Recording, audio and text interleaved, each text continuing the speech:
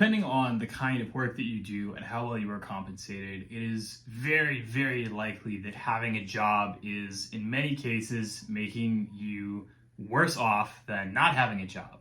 Now, of course, I have to clarify that by saying that in many cases, the trade-offs are such that people have to keep working jobs. They don't have the option to pursue better, higher paying options in their lives simply because they are reliant on jobs. And that is, precisely the crux of the issue. Jobs are great for people in the sense that they provide the stability of a paycheck. They give you a very clear, pattern or routine to follow, and you get paid pretty consistently for it.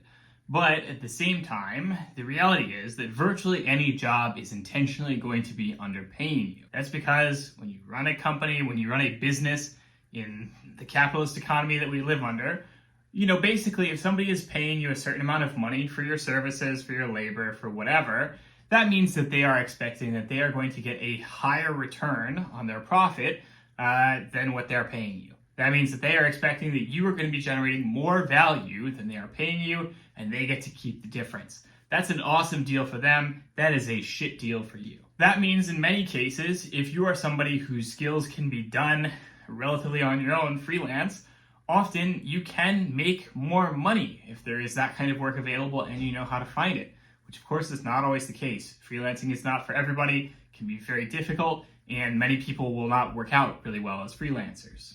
Many businesses are incredibly complex. Many times the jobs that people are doing are, just tiny, tiny pieces of the overall system, right? And that's part of the issue, is that it makes it hard for you to understand your individual contribution to how much money the business is making, because it is very hard to say like, hey, this person is responsible for, 5% of the profits, this person is responsible for 5% of the profits, whatever, because, there's just like hundreds and hundreds of people, and they're all working together in one giant system in which, nobody is really given clear credit. You just have some overall pile of profit at the end. And then, of course, the CEOs, the business owners, the people at the top get to decide how that money is distributed. And the reality is that for most people, if you do super well at your job, and let's say that you cause the business to, say, double its revenue year over year, chances are that that's not really the case, but hypothetical, you're probably not going to see a penny of that. You will probably have a review with your boss, the next year and say, hey, I would like a raise. And then, maybe they'll quibble with you and say, oh, okay, here you can have a nice little raise, or, maybe they'll give you a title change, or maybe they'll just give you a cost of living adjustment or whatever. But, they're not going to give you, some significant chunk of that money that you've earned for the company, because that's not how it works. And that's kind of what they're hoping for. They're kind of hoping that the employees that they employ are going to continue making the company more money by doing good work, and that they're not going to get fairly compensated for it over time. They're not going to demand and, require that that profit be distributed to them directly. And the end result, of course, is that the money goes to the business owners, the shareholders, and so on. Now, this is not always the case. There are some kinds of work where people are relatively fairly compensated for their efforts. And that can include stuff like sales, which is obviously a very sticky, difficult job, but salesmen can often be compensated based on the number of customers they bring in, or percentage of the, the deals that they close and so on.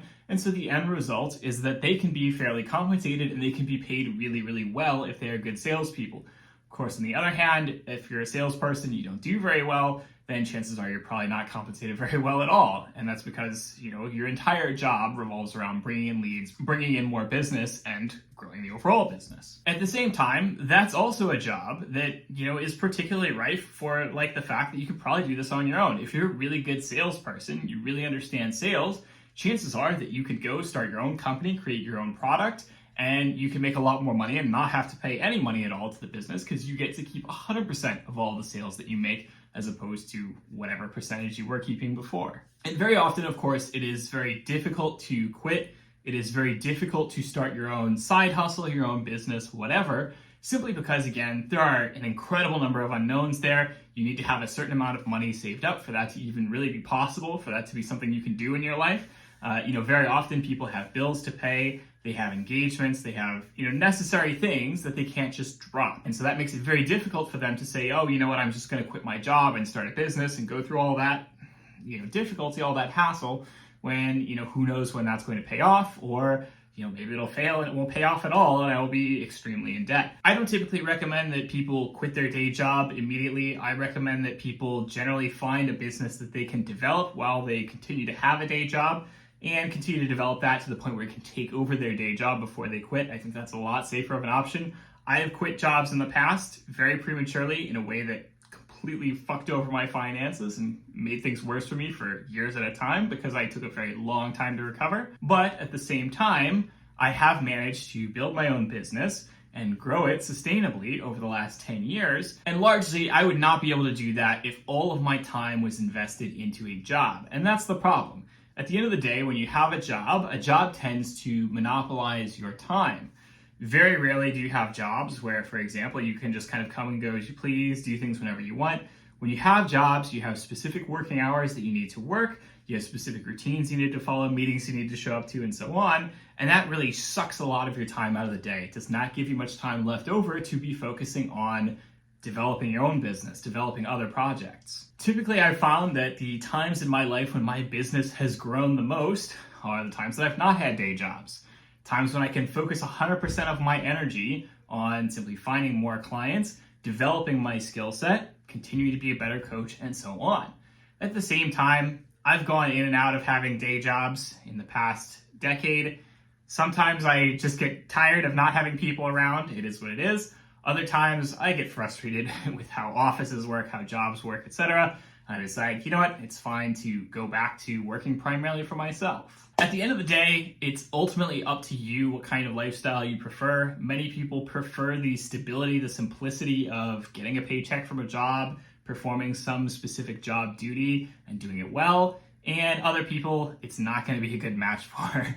There are lots of people who don't work well in traditional office settings, who don't work well in traditional job settings, who can often benefit a lot more from just learning to sell their skills online, finding an audience, finding clients to work with, and making their own money directly and potentially making a lot more money than they could make if they had a job. That is all for this week's video. I hope you have enjoyed it. As always, don't hesitate to like, comment, subscribe.